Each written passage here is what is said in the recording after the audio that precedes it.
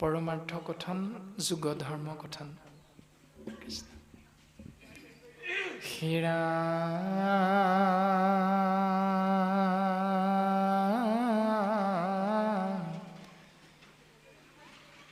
ইখব কথাত যেবে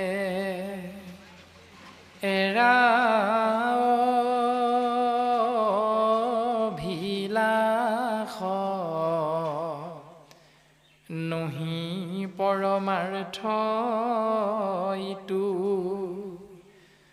বচন বিনাশ যাহাক শুনিলে হুৱে কৃষ্ণত ভকতি কহু পৰমাৰ্থ কথা শুনিও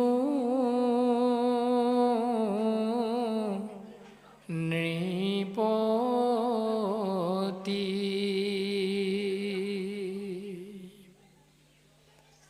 ৰাম একান্ত ভকত হবে ইয়াতি প্ৰীতি ভাৱে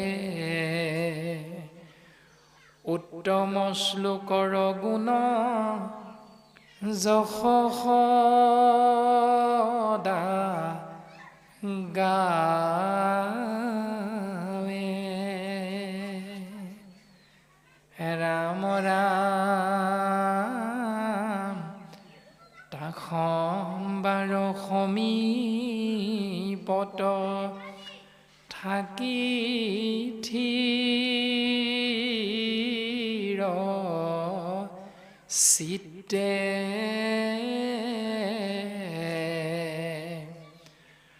ভৰিব কৰ্ণক কৃষ্ণ চৰিত্ৰ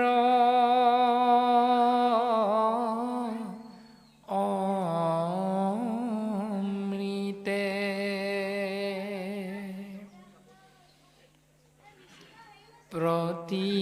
প্ৰতিনিতে সততে শুনিয়া কৃষ্ণ যশ উপজিবে তেবেশে কৃষ্ণত প্ৰেমৰ ৰস পৰম নিৰ্মল হৈবে কৃষ্ণত ভকতি কৈলো পৰমাৰ্থ তত্ত্ব তোহমাত নৃপতি যাহাৰ কৃষ্ণত ভৈল ভকতি অচল তাহাৰে সে গুচিল মনৰ মহামল ৰাম ৰাম হৃদয়ে দেখিবে সিটো ঈশ্বৰ মূৰ্তিক পাইবে ক প্ৰসাদ মহা মুখটো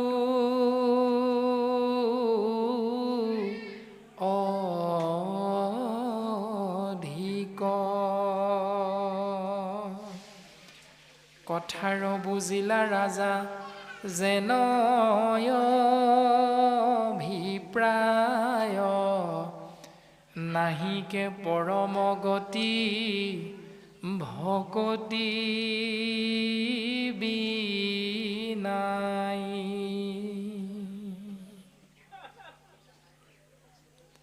আপোনা সমস্ত জনা মহামহন্ত আমি মোৰ সমতি গোবিন্দ মহাপ্ৰভুৰ নিৰ্গুণ নাম সম্বলিত বাংময় মূৰ্তি স্বৰূপ উত্তম শাস্ত্ৰ কল্পতৰু পুৰাণৰ সূৰ্য মহাভাগৱত এনে এক উত্তম শাস্ত্ৰ যি শাস্ত্ৰৰ মাধ্যমেৰে আমি কলিৰ মনুষ্যই নীতি নিয়ম আশ্ৰয় কৰি জীৱন যাপন কৰিবলৈ চেষ্টা কৰিলে সেই জীৱই ভগৱন্ত পুৰুষৰ পূৰ্ণ কৃপা লাভ কৰি মায়াচিত কৰি আত্যন্তিক সুখৰ গৰাকী হৈ এই সংসাৰৰ পৰা পৰম গতি লাভ কৰিব পাৰে। কিন্তু সেই পৰম তত্ত্ব যি বৰ্তমান পদে আমাক প্ৰকাশ কৰিছে পৰমাৰ্থ কথন পৰমাৰ্থিক তত্ত্ব অৰ্থাৎ পৰম অৰ্থযুক্ত সেই তত্ত্ব লাভ কৰিবৰ বাবে কৃপালু গুৰুজন বস্তুৱে আমি সমস্ত জীৱৰ মাজত সেইজনেহে সেই পৰম তত্ত্ব লাভ কৰিব পাৰে বুলি সিদ্ধান্ত দিছে। বৈকুণ্ঠৰ শাস্ত্ৰ কৃষ্ণ মুখৰ বচন অৰ্থাৎ এই কল্পতৰু শাস্ত্ৰভাগ এই কাৰণেই অতি উত্তম যে ভগৱন্তৰ নাকৰ নিশ্বাসৰ দ্বাৰা বেদগণ প্ৰকাশ হৈছিল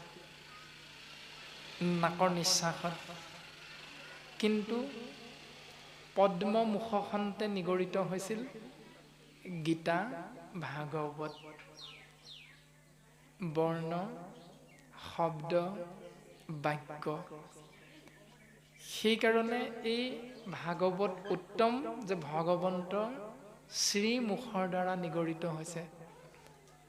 বৈকুণ্ঠৰ শাস্ত্ৰ কৃষ্ণ মুখৰ বচন আৰ কি তত্ত্ব পাই যেই হে জন। ইয়াৰ কিন্তু পৰম তত্ত্বটো পৰম অৰ্থটো সকলোৱে লাভ কৰিব নোৱাৰে। এই বুলি বৰ্তমান পদবন্ধে শুকগুৰুৱে পৰীক্ষিত ৰাজাৰ আগত ক'লে যে ইয়াৰ তত্ত্ব পৰম অৰ্থ সেইজনেহে লাভ কৰিব পাৰিব। শুনা ৰাজন, তোমাক আমি কওঁ, এই বুলি কৈ কৃপালু গুৰুজন বস্তুৱে আমি সমস্ত কলিৰ মনুষ্যক দৰ্শন কৰাইছে যে বৈকুণ্ঠৰ শাস্ত্ৰ কৃষ্ণ মুখৰ বচন আৰু কি তত্ত্ব কপাই যেই সেইজন শুদ্ধভাৱে লৈলে যিটো কৃষ্ণ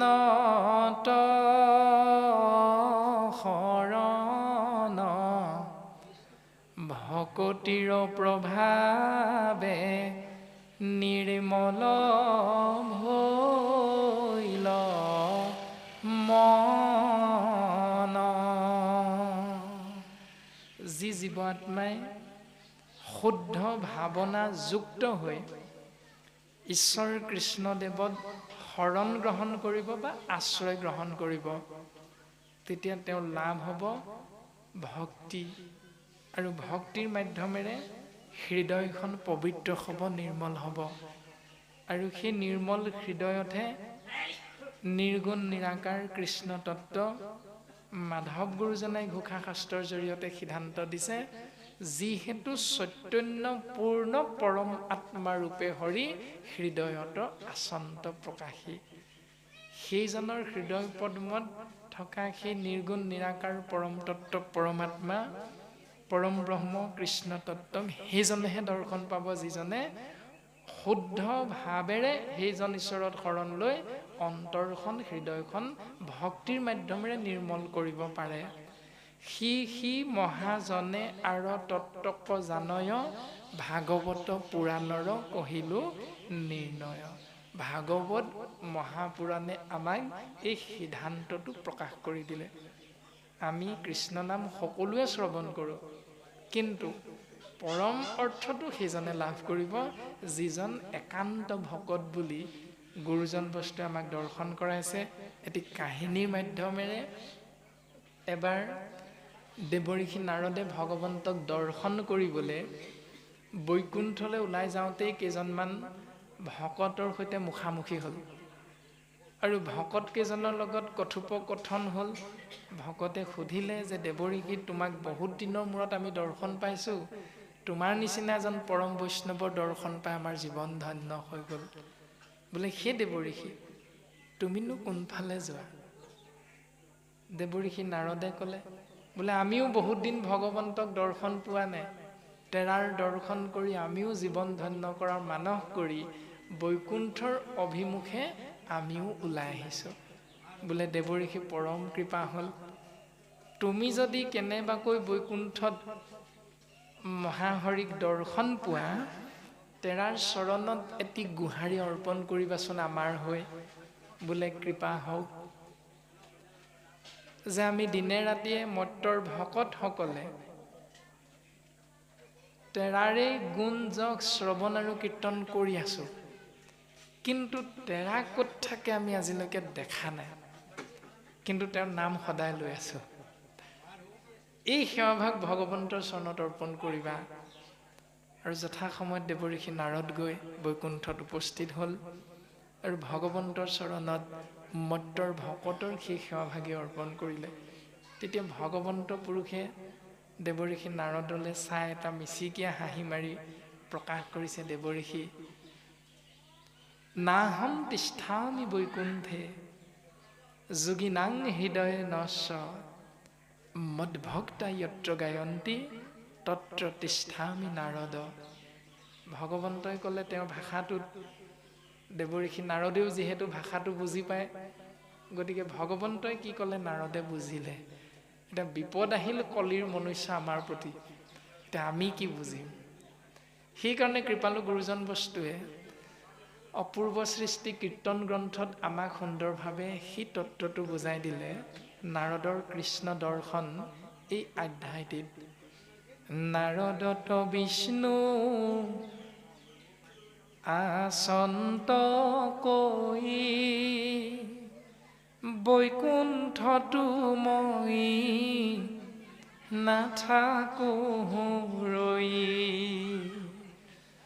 যোগী ৰহিয়া এৰি সমুদায়, থাকো ভকতৰ কীৰ্তন চাই। যে সেই কলিৰ মনুষ্য তোমালোকে ইষ্টদেৱ ভগৱন্তক দৰ্শন পাবলৈ একমাত্ৰ স্থান হ'ল কেৱল ভকতৰ সংগ। আৰু এই ভকতৰ সংগ ভাগৱতৰ মূল দৰ্শন সৎসংগ। গীতাশাস্ত্ৰৰ একহৰণ বিষ্ণুৰ সহস্ৰ নাম বৃত্তান্তৰ পৰা গুৰুজনাই নাম তত্ত্ব আনি নামত এক হৰণ হ'বৰ বাবে সৎসংগৰ মাধ্যমেৰে আগবঢ়া। এই তিনিটা দৰ্শন এক কৰি যিজনে ভগৱন্তৰ চৰণত শৰণ গ্ৰহণ কৰিব, মাধৱ গুৰুজনাই দৰ্শনটো দিলে তাকে। একান্ত ভকত সবে নিৰ্গুণ কৃষ্ণৰ গুণ, গাঁৱে সদা বখিয়া যথাত, বৈকুণ্ঠক পৰিহৰি, যোগীৰো হৃদয় এৰি, থাকা হৰি খাই খাতে তথাত, ৰাম থাকা হৰি খাই খাতে তথাত। ভগৱন্ত তাতেই থাকে। ক'ত একান্ত ভকতৰ সংগত। আৰু সেইকাৰণে আমিও সমস্ত জনাই গুৰুজনাৰ আদৰ্শ শিৰোগত কৰি একান্ত ভকতৰ সংগত গৈ ভাগৱতৰ মূল দৰ্শনটো যদি আশ্ৰয় কৰোঁ, শুনা সভা সদস্যই নেৰিবা শাস্ত্ৰৰ নয়, হৰিগুণ ভাগৱত সাৰ, সাধু সংগ অনুসৰা, শ্ৰৱণ কীৰ্তন কৰা, পৰিহৰা পাখণ্ড আচাৰ। এই সুন্দৰ দৰ্শনটো আমাক গুৰুজনাই উপদেশ হিচাপে দিছে। আৰু আজিও সেউকী বাপজনাই নতুন বছৰৰ প্ৰথম দিনটোতে এই সুন্দৰ গুৰুজনাই দিয়া উপদেশটো আশ্ৰয় কৰি আপোনাৰ মহামহন্তক আবাহন কৰি গৃহৰ মধ্যে বৈকুণ্ঠ পাতি শ্ৰৱণ মহাভক্তিৰ মাধ্যমেৰে জীৱন ধন্য কৰাৰ প্ৰয়াস কৰিছে। আৰু আমাকো তাৰ অংশীদাৰী কৰিলে যে গুৰুদেৱ নাম ভকত চাৰি মহাবস্তু আপোনাসৱৰ চৰণত গোবিন্দ মহাপ্ৰভুৰ নিৰ্গুণ নামেৰে সেৱা ধৰাৰ আমাকো সুবিধা প্ৰদান কৰিলে। আৰু মহামানী শুকগুৰুৱে পৰীক্ষিত ৰাজাৰ আগত এই পৰম অৰ্থ তত্ত্বটো প্ৰদান কৰিছে যে সেই ৰাজন একান্ত ভকত সবে আতি প্ৰীতিভাৱে উত্তম শ্লোকৰ গুণ যশ সদা গাৱে, তাসম্বাৰ সমীপত থাকি থিৰ চিত্তে, ভৰিব কৰ্ণক কৃষ্ণ চৰিত্ৰ অমৃতে।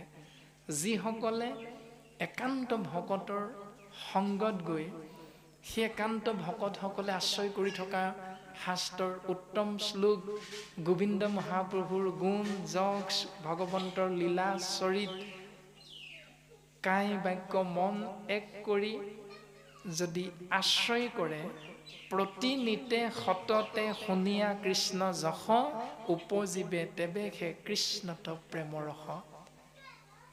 এদিন দুদিন এনেকৈ আশ্ৰয় কৰোঁতে প্ৰত্যেক দিনাই যেতিয়া আমি এনেকুৱা নীতি নিয়মবিলাক আশ্ৰয় কৰিম, তেতিয়াহ'লে অতি সোনকালে উপজীৱে তেবেহে কৃষ্ণত প্ৰেমৰস।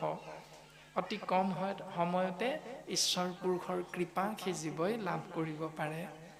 পৰম নিৰ্মল হৈবে কৃষ্ণৰ ভকতি, তেতিয়াই ভকতি কৃষ্ণত নিৰ্মল হৈ যাব বুলি সিদ্ধান্ত দিছে। কৈলো পৰমাৰ্থ তত্ত্বত তোহমাত নিপতি। সেই ৰাজন পৰীক্ষিত তোমাৰ আগত এই পৰম অৰ্থ তত্ত্বটো আমি প্ৰকাশ কৰিলোঁ। এইটোৱে যাহাৰ কৃষ্ণত ভৈল ভকতি অচল। আৰু যেতিয়াই এনেকৈ সাধু সংগৰ মাধ্যমেৰে কৃষ্ণৰ চৰণত অচলা ভক্তি হ'ব, তাহাৰেহে গুচিল মনৰ মহামল। তেওঁৰ মনৰ যিবিলাক মল, কুৰ্চুট, কপট, দম্ভ, দেশ্য, অহংকাৰ, মদ, মাচৰ্য, অসূয়া, অন্যায়, অপ্ৰীতি আদি ভাৱনাবিলাক তৎমুহূৰ্ততে নাইকিয়া হৈ যাব। আৰু তেতিয়াই হৃদয়ে দেখিবে সিটো ঈশ্বৰ মূৰ্তিক, পাইবেক প্ৰসাদ মহা মুখতো অধিক। তেতিয়াই সেই জীৱই মুখতকৈও আত্যান্তিক সুখ লাভ কৰিব পাৰিব ঈশ্বৰৰ প্ৰসাদ। এতিয়া সেইটোকে গুৰুজন বস্তুৱে আমাক এনেধৰণেও দৰ্শন কৰাইছে যে সেই জীৱ তোমালোকে ঈশ্বৰৰ কৃপা পাবৰ বাবে যিখন দৰখাস্ত ব্যৱহাৰ কৰা, সেই দৰখাস্তখনৰ নমুনাটো হ'ল মাটিৰ এগছ চাকি, মিঠাতেলৰ এটা সৰু পেকেট, কপাহ বা তেনেকুৱা ধৰণৰ এডাল শলিতা, তাৰ পাছত তামোল আৰু পাণ, তাৰ পাছত অৰিহণা। এইটো হ'ল ঈশ্বৰৰ কৃপা লাভৰ বাবে আমি ভকতে আশ্ৰয় কৰা দৰখাস্তখন। এতিয়া এই দৰখাস্তখন চাকি বন্তি ধূপ ধূনা গুৱা পাণ অৰিহণা সহিতে এই দৰখাস্তখন আমি দিমগৈ ক'ত? য'তে ত'তেতো দিলে নহ'ব। কাৰণ গুৰুজনে আমাক কৈছে যে য'তে ত'তে নাথাকৈ হৰিনামৰ ৰত্ন। হৰিনাম ৰত্ন য'তে ত'তে নাথাকে, থাকে কেৱল মহন্ত দোকানী হবে কৰি ৰাখে মহাযত্ন। যিহেতু মহন্ত দোকানীৰ ওচৰতহে সেই ৰাম নাম, কৃষ্ণ নাম, হৰি নাম, বিষ্ণু নাম, মহান তত্ত্ববিলাক ৰত্নবিলাক আছে। সেইকাৰণে সেই ৰত্ন আশ্ৰয় কৰি জীৱন ধন্য কৰিবলৈ হ'লে আমি প্ৰথম শাস্ত্ৰসন্মতে চিন্তা কৰিব লাগিব কেৱল দেৱতো তীৰ্থটো কৰি ভকতে সেবৰ, ভকতক ভজিলে গুচয় কৰ্মজৰ। কৰ্ম বন্ধনটোৰ পৰা মুকলি হ'বলৈ যিজনে ইচ্ছা কৰিব প্ৰথম তেওঁৰ কৰ্ম হ'ব ভকতৰ সংগ আশ্ৰয় কৰা। আৰু তাৰ পাছত এই ৰামে ভকত সকলে যেবে কৰৈ আশীৰ্বাদ তেবে সে মিলয় সিটো কৃষ্ণৰ প্ৰসাদ। যেতিয়াই ভকতৰ সংগত গুৰু মানি শুশ্ৰূষা কৰিব শাস্ত্ৰসন্মতে, তেতিয়াই ভকতে যদি আশীষ প্ৰদান কৰে আৰু লগে লগে ঈশ্বৰৰ কৃপা সেই জীৱই লাভ কৰিব পাৰে। এইটোৱে গুৰুজনে আমাক সুন্দৰ আদৰ্শ দি গ'ল যে কলিত ভকতৰ সংগৰ বাহিৰে শ্ৰেষ্ঠতম পথ ঈশ্বৰ প্ৰাপ্তিৰ বাবে দ্বিতীয় এটি নাই। আৰু সেই ভকতজন হ'ব লাগিব মাধৱ গুৰুজনাই দৰ্শন দিলে একান্ত ভকত। এক যোগ অন্ত সমান একান্ত। কান্ত শব্দৰ অৰ্থ হ'ল স্বামী, যিজনাৰ স্বামী হ'ল এজন। যিটো শংকৰ গুৰুজনে আমাক সিদ্ধান্ত দিছে, কৃষ্ণৰ চৰিত্ৰ পৰম অমৃত আতপৰে নাহি আন, কোটি কোটি তীৰ্থ তপ জপ যজ্ঞ সবেও নহি সমান। কৃষ্ণ গুণনাম ধৰ্ম অনুপাম আকসাৰ কৰি ধৰা, আন দেৱ ধৰ্ম দূৰতে তেজীয়া কৃষ্ণত ভকতি কৰা। অৰ্থাৎ এক দেৱ এক সেৱ একত বিনে নাই কেৱ। যিটো মাধৱ গুৰুজনাই পুনশ্চ দৰ্শন কৰাইছে শৰণ প্ৰাৰ্থনা ভাগীৰ জৰিয়তে, যে মই দুৰাচাৰ কেৱলে তোমাৰ অপৰাধী নাৰায়ণ, ক্ষমি উপহৰি লৈও দাস কৰি পখিলো হেৰা শৰণ। হে প্ৰভু, মই তেতিয়াই দুৰাচাৰী, মই তেতিয়াই দুৰাচাৰী, অপৰাধী তেতিয়াই কেতিয়া, মই দুৰাচাৰ কেৱলে তোমাৰ, তুমি যদি মোৰ ওচৰৰ পৰা মোৰ কাষৰ পৰা আঁতৰি যোৱা প্ৰভু, তেতিয়া কিন্তু মই দুৰাচাৰী। আৰু যেতিয়ালৈকে তুমি মোৰ কাষত থাকিবা তেতিয়ালৈকে মই আচাৰী হৈ থাকিম, অৰ্থাৎ সুন্দৰ জীৱন যাপন কৰিব পাৰিম। গতিকে হে প্ৰভু, হে কৃষ্ণ স্বামী, তজু পাৱে আমি কেৱলে শৰণ চাওঁ, কৰা অনুগ্ৰহ মায়াৰ নিগ্ৰহ তেবে হে প্ৰভু এৰাও। যে হে প্ৰভু, তুমি মায়াৰ স্বামী, তোমাৰ দ্বাৰাহে মায়া সৃষ্টি হৈছে। গতিকে সেই মায়াৰ পৰা আমি যেতিয়া পৰিত্ৰাণ পাবলৈ ইচ্ছা কৰিম, তেতিয়া কৰা অনুগ্ৰহ, তুমি অনুগ্ৰহ নকৰিলে আমি মায়াৰ পৰা উদ্ধাৰ পাব নোৱাৰো প্ৰভু। তুমি কৃপা কৰিলেহে আমি তোমাৰ মায়াৰ পৰা পৰিত্ৰাণ পাব পাৰিম। কিন্তু মাধৱ গুৰুজনাই, শংকৰ গুৰুজনাই অৰ্থাৎ দুজনা গুৰুৱে আমাক সুন্দৰভাৱে এনেকৈ উপদেশ দিছে। আৰু ৰাজা অভিশপ্ত পৰীক্ষিতৰ আগতো এই সংসাৰৰ মায়াৰ পৰা পৰিত্ৰাণ পায় পৰম পদ মুখ্য প্ৰাপ্তিৰ বাবে যি ব্যৱস্থা, শুকগুৰুৱেও কৃষ্ণৰ গুঞ্জক চৰিত্ৰ লীলা প্ৰকাশ কৰি শ্ৰৱণ মহাভক্তিৰ মাধ্যমেৰেহে জীৱন ধন্য হ'ব, এই পৰম অৰ্থ তত্ত্ব কথাটো পৰীক্ষিত ৰাজাৰ আগত বৰ্তমান পৰমাৰ্থ কথন স্বৰূপে সুন্দৰভাৱে পদবন্ধে প্ৰকাশ কৰিছে। তাৰ পাছত পৰীক্ষিত ৰাজাই সুধিছে যোগ ধৰ্মৰ বিষয়বস্তু, যে পৰমাৰ্থ কথাটো তুমি আমাক ক'লা, সেই শুকগুৰু তুমি আমাক যোগ ধৰ্মৰ বিষয়ে অকণমান জ্ঞান প্ৰদান কৰা, এই বুলি কৈছে। আৰু আমাক গুৰুজনাই পদবন্ধে প্ৰকাশ কৰিছে, পুচন্ত শুকত পুনু নৃপে মনে গুণী, চেদিও সংশয় চয় মূৰ মহামুনি। সেই মহামুনি শুকদেৱ, শুকগুৰু, তুমি পুনৰ আমাৰ মনত থকা আৰু কিছুমান সংশয় ছেদ কৰি দিব লাগে, নাইকিয়া কৰি দিব লাগে।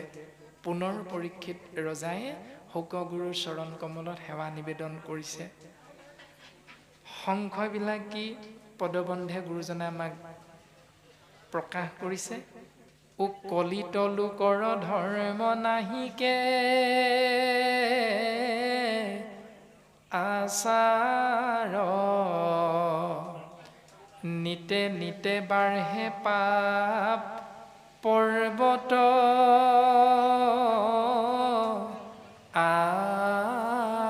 আকাৰ কলিত পাতকে লোক হৈবে জৰিত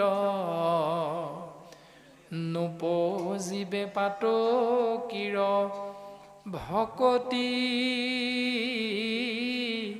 কিঞ্চিত।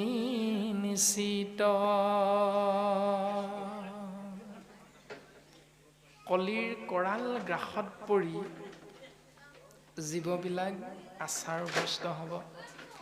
এই কথাটো কোনে কৈ থৈ গৈছিল? আপোনাসৱ সমস্ত জনা সৰ্বজানন্তা একাদশ স্কন্ধত বৈকুণ্ঠ প্ৰয়াণৰ প্ৰাক মুহূৰ্তত ভগৱন্ত পুৰুষে অশ্বত্থ বৃক্ষৰ তলত সৰবৃদ্ধ হৈ থাকোঁতে তেৰাৰ পৰম বান্ধৱ মহাভক্ত উদ্ধৱৰ আগত কৈছিল যে উদ্ধৱ তুমি শুনাচোন, পিৰিবে দুৰ্জন কলি গুচিবে আচাৰ। মই যেতিয়া গুচি যাম, মই গ'লে দ্বাৰকা সাগৰত যাইবে তল। মই গুচি গ'লে দ্বাৰকাখন সাগৰৰ পানীত ডুব যাব। আৰু তাৰ পাছত যুগৰ ওপৰত ৰাজত্ব কৰিবৰ বাবে, প্ৰভুত্ব বিস্তাৰ কৰিবৰ বাবে সময়ৰ ৰজা হিচাপে কলিৰ আগমন হ'ব। যুগৰ অধিপতি কলি। কলিৰ কৰাল গ্ৰাসত পৰি জীৱবিলাক অধৰ্মী হ'ব, আচাৰভ্ৰষ্ট হ'ব। গতিকে উদ্ধৱ, মই যে তোমাক ৰাখিলোঁ, মোৰ যদুবংশ সমস্ত ধ্বংস কৰিলোঁ, কিন্তু তোমাক যে মই ধৰাধামত ৰাখিলোঁ, তুমি এবাৰ কিয় ভবা নাই উদ্ধৱ? কিয়নো তোমাক মই ৰাখিলোঁ? বাকী সকলো যদুবংশ মই ধ্বংস কৰিলোঁ, কেৱল তোমাকহে ৰাখিলোঁ। ইয়াৰ নিশ্চয় কাৰণ আছে উদ্ধৱ, তুমি চিন্তা কৰাচোন। ও তুমি আমি দুয়ো গ'লে মিলিব অনৰ্থ, লুপ্ত হৈব জ্ঞান ইটো ভকতিৰ পথ। উদ্ধৱ, মই গ'লে দ্বাৰকা সাগৰত তল যাব, মই গ'লে কলিৰ আগমন হ'ব, কলিৰ প্ৰভাৱত জীৱ অধৰ্মী হ'ব, আচাৰভ্ৰষ্ট হ'ব। কিন্তু তুমি আমি দুইজন যদি গুচি যাওঁ, জীৱৰ পৰম গতিটোৱে ৰুদ্ধ হৈ যাব, নাইকিয়া হৈ যাব। কাৰণ মই গুচি গ'লে, তোমাক থৈ গ'লেহে মোৰ নিৰ্গুণ নাম জীৱৰ মাজত প্ৰচাৰ হ'ব, শ্ৰৱণ কীৰ্তন মহাভক্তি। মোৰ উদ্দেশ্য সেইটোহে, তোমাক ৰখা। তুমিও যদি মোৰ লগতে গুচি যাওঁ বুলি ঠেপেচ ধৰি আছা, তোমাক যদি মই লৈ যাওঁ তোমাৰ কথা ৰাখি, তেতিয়াহ'লে জীৱ পৰম গতিৰ বিপৰীতে কেৱল অধোগতি অৰ্থাৎ নৰকগামীহে হ'ব। সেই অধোগতিৰ বিপৰীতে জীৱক পৰম গতি প্ৰদান কৰিবলৈ একমাত্ৰ পথটো হ'ল ভকতি। যি ভকতিৰ কেন্দ্ৰবিন্দু হ'ল মোৰ নিৰ্গুণ নাম শ্ৰৱণ কৰা, কীৰ্তন কৰা। গতিকে তোমাক মই এইটো দায়িত্ব অৰ্পণ কৰিব বিচাৰিছোঁ উদ্ধৱ, তুমি এইটো আশ্ৰয় কৰি জীৱক অধোগতিৰ বিপৰীতে পৰম গতি প্ৰদান কৰাৰ ব্যৱস্থা কৰা উদ্ধৱ। এইটো দায়িত্ব মই তোমাক অৰ্পণ কৰিছোঁ। আৰু মহামানী শুকগুৰুৱে পৰীক্ষিত ৰাজাৰ আগত প্ৰকাশ কৰিছে যে কলিত লোকৰ ধৰ্ম নাহিকে আচাৰ। কলিৰ প্ৰভাৱ ইমানেই তীব্ৰ, ইমানেই বেছি যে কলিৰ কৰাল গ্ৰাসৰ পৰা জীৱ বাচিবলৈ কিন্তু যথেষ্ট কষ্ট কৰিব লাগিব। আৰু সেই কলিৰ প্ৰভাৱত জীৱ যিহেতু দুৰাচাৰী হ'ব, নিতে নিতে পাপৰ পৰ্বত আকাৰ ৰূপত বাঢ়ি বাঢ়ি গৈ থাকিব পাপ জীৱৰ মাজত। এনেকৈ পাপ পৰ্বত আকাৰে জীৱৰ মাজত বাঢ়ি বাঢ়ি গৈ থকাৰ লগে লগে কলিৰ সেই পাপত পৰি জীৱবিলাক জৰ্জৰিত হ'ব, পথ বিচাৰি নোপোৱা হ'ব। নুপজিবে পাতকীৰ ভকতি কিঞ্চিত। আৰু এনেকুৱা পাপী জীৱৰ অকণমানো ভক্তি নহ'ব, যাৰ কাৰণে সেই পাপত পৰি জীৱ অধোগতিৰ বাহিৰে পৰম গতিৰ পথটো ৰুদ্ধ হৈ যাব। দুখৰ সাগৰ কলি পৰম দুৰ্জন, পাপ নকৰন্তায়াত নাহি একোজন। কলিৰ প্ৰভাৱ ইমানেই বেছি যে সেই কলিৰ প্ৰভাৱৰ পৰা কোনোজন জীৱই এই সংসাৰত বাচি থাকিব নোৱাৰিব। অৰ্থাৎ পাপ এটা নকৰাকৈ কোনো থাকিব নোৱাৰিব। প্ৰত্যেক জীৱই কলিৰ কৰাল গ্ৰাসত পৰি এটা হ'লেও কিঞ্চিত হ'লেও পাপৰ মাজত সি ভৰি দিবই লাগিব। এই ৰামে পাপ নষ্ট নভৈলে কৃষ্ণ কন যায় মতি, কিমতে তৰিবে লোক কলিত দুৰ্গতি। সেই গুৰুদেৱ, যদি পাপ নষ্ট নহয়, যদি পুণ্য উপাৰ্জন নহয়, তেতিয়াহ'লে কৃষ্ণত মতি নহ'ব জীৱৰ। গতিকে সেই কলিৰ কৰাল গ্ৰাসৰ পৰা জীৱ কি মতে তৰিব লোক কলিত দুৰ্গতি। সেই দুৰ্গতিৰ বিপৰীতে সদগতি পৰম গতি হ'বৰ বাবে জীৱই কি কৰিব লাগিব, সেই শোকগুৰু তুমি আমাক কৃপা কৰা। এই বুলি পৰীক্ষিতে প্ৰশ্নভাগ আগবঢ়াইছে, সংশয়টো প্ৰকাশ কৰিছে যে তুমি আমাক এই সংশয়টো দূৰ কৰি দিয়া প্ৰভু। এই ৰামে কলিৰ চেষ্টা শুনি, থিৰ নুহিকায় কহি উইহাৰ গুৰু তৰণ উপায়। কলিৰ এনেকুৱা দৰ্শনটো মই বুজি পাইছোঁ গুৰুদেৱ। গতিকে সেই গুৰুদেৱ, কলিৰ এই কৰাল গ্ৰাসৰ পৰা তৰিবৰ উপায়টো তুমি আমাক প্ৰদান কৰা। কোনবা পৰম ধৰ্ম অধৰ্ম কলিত, কহিও গুৰু মোৰ থিৰ শোক চিত্ত। কলিযুগত পৰম ধৰ্ম কোনটো আৰু অধৰ্ম কোনটো, সেই গুৰুদেৱ তুমি মোক বুজাই দিয়া, মই যাতে তৰি যাব পাৰোঁ। ৰাম কালৰূপে ঈশ্বৰৰ গতিকে ন থান, আতি প্ৰলয়ৰ কহিও ককে ন মান। মৃত্যু দূত হিচাপে মৃত্যু ৰূপত ঈশ্বৰে কেনেকৈ এই ধৰাধামত অৱস্থান কৰি জীৱক এই সংসাৰৰ পৰা লৈ যায়, আৰু আতি প্ৰলয়ৰ কথা তুমি আমাক বুজাই দিয়াচোন। কোন যুগ ধৰ্ম ইটো চাৰিও যুগৰ, সত্য ত্ৰেতা দাপৰ কলি চাৰিওটা যুগতে সময়ৰূপী কৰ্ম ধৰ্ম হিচাপে কোনটো শ্ৰেষ্ঠ, তুমি আমাক কৃপা কৰা গুৰুদেৱ। কহিও গুচুক মোৰ সংশয় মনৰ, মোৰ মনটো শান্ত হওক, তুমি মোক কৃপা কৰা গুৰুদেৱ।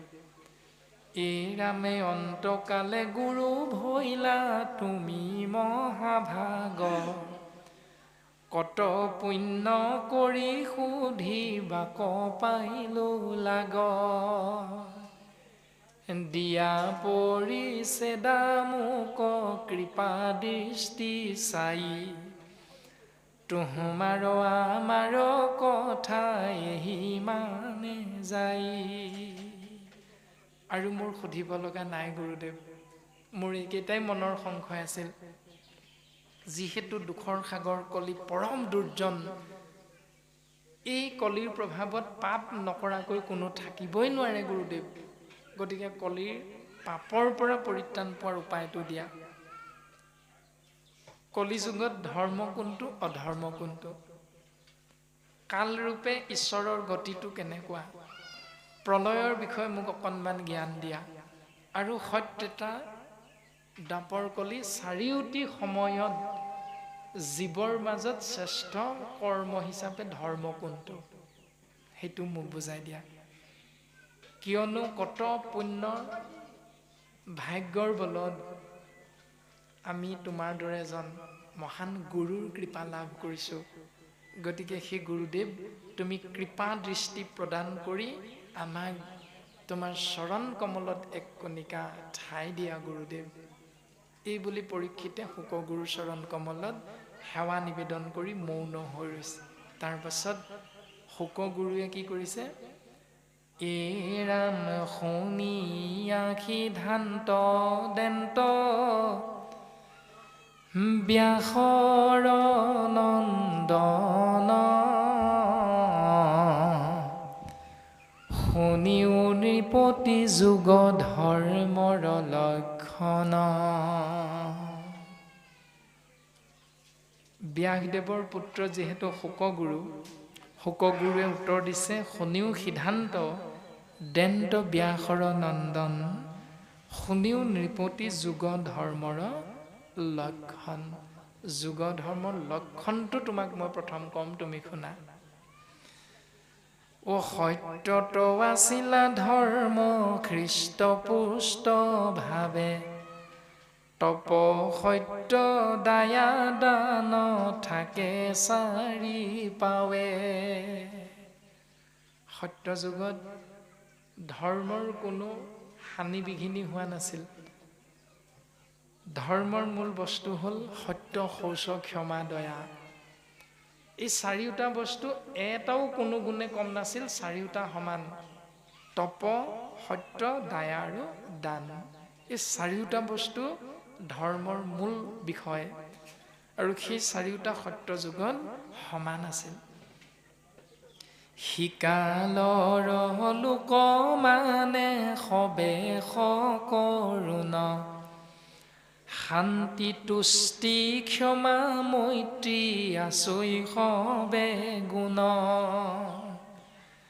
সবেও কৰিলে মন ইন্দ্ৰিয় নিৰোধ, আত্মাতে খেৰতি সমস্ততে সমবোধ।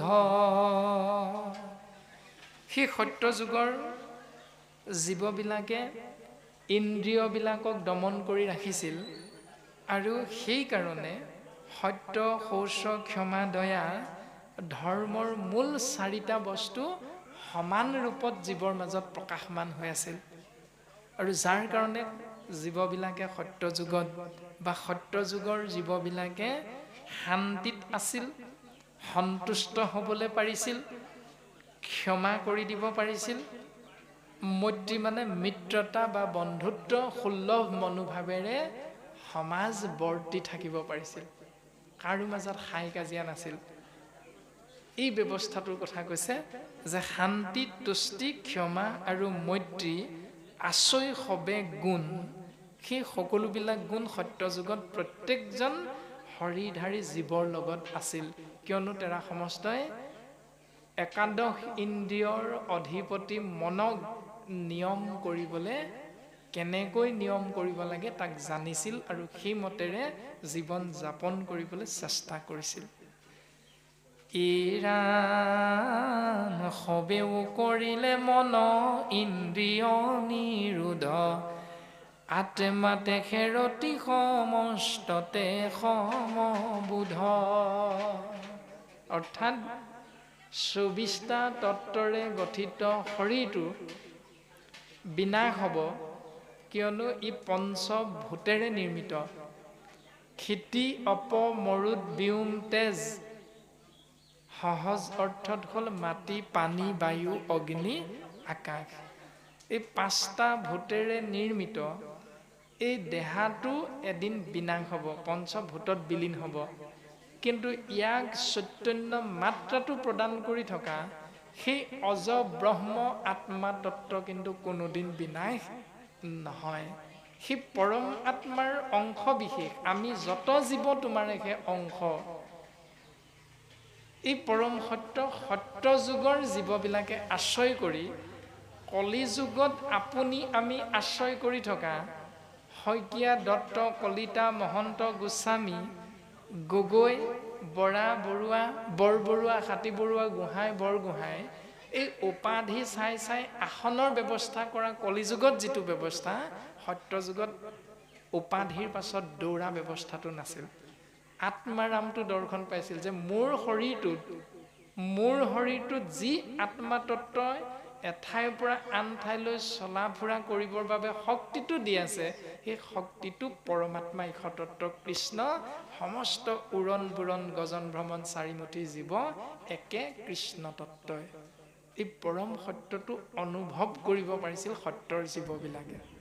সেইকাৰণে তেওঁলোকে শান্তিত থাকিব পাৰিছিল, তেওঁলোকে সন্তুষ্টি হ'ব পাৰিছিল, তেওঁলোকে ইজনে সিজনক গালি সপনি নাপাৰি ক্ষমাৰ মাধ্যমেৰে চলিব জানিছিল। যে মই যদি শইকীয়াক গালি পাৰোঁ, সেই শইকীয়াৰ আত্মাতত্ত্বও মোৰ একে আত্মাতত্ত্ব ৰাম তত্ত্বই। তাৰমানে গগৈয়ে শইকীয়াক গালি পৰা মানে আমি গগৈয়ে ঈশ্বৰকে গালি পৰা। এই উপলব্ধিটো সত্য যুগৰ জীৱবিলাকে কৰিব পাৰিছিল। এই সত্যটো দৰ্শন কৰাইছে পৰীক্ষিত ৰাজাৰ আগত প্ৰথম শুকগুৰুৱে। সিকালৰ লোক মানে সবে সকৰুণ, শান্তি তুষ্টি ক্ষমা মৈত্ৰী আছই সবে গুণ। ৰাজন সবাহাতো আছিল ঈশ্বৰ মহাজ্ঞান, হৰি ভকতিত পৰে নজানিলা আন। সবাহাতো আছিল ঈশ্বৰৰ মহাজ্ঞান, অৰ্থাৎ এজনে অন্যজনক ঈশ্বৰ জ্ঞান কৰিছিল। কিন্তু আজিও কলিতো আমি ইজনে সিজনক ঈশ্বৰ জ্ঞান কৰোঁ, কিন্তু এইটো দেখা ছাৰ। বোলে গগৈ বাপ কৃষ্ণ, শইকীয়া ন্যায় কৃষ্ণ, তো দেখুৱাৰ কৃষ্ণহে আমাৰ। আভ্যন্তৰীণভাৱে অন্তৰাত্মাত সেই কৃষ্ণ তত্ত্বটো নাই। যদি থাকিলহেঁতেন এবেগেট মাটি ঠেলি দিয়াৰ কাৰণে আপুনি মই কাজিয়া নকৰিলোহেঁতেন। যদি সেই জ্ঞানটো আমাৰ থাকিলহেঁতেন, তেতিয়াহ'লে আমাৰ এখন গাঁৱত 3খন সমাজ, 5টা খেল, 3টা নামঘৰ নহ'লহেঁতেন। সেই উপলব্ধিটো আমাৰ কেৱল মুখতহে আছে, দেখা চাৰৰ মাধ্যমেৰে আমি চলি আছোঁ। আভ্যন্তৰীণ অন্তৰ্দৃষ্টিটো আমাৰ নাই কলি যুগত, কাৰণ এয়া হ'ল কলিৰ প্ৰভাৱ।